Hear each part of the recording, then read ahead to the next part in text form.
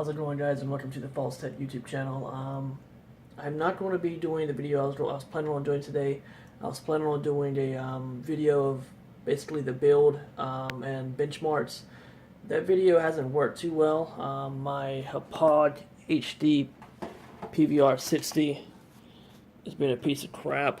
So yeah, sorry for the camera angles. It's currently 2:02 a.m. I gotta go to work in the morning, and I'm not going to stay up past this time. I'm completely out of gas right now. So let me show you what the PC looks like when it's completed. Now that it is completed.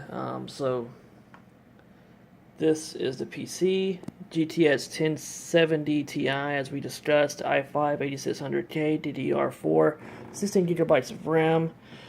Right now, it's not using my settings I've put in place for the lighting, so just ignore the rainbow lighting.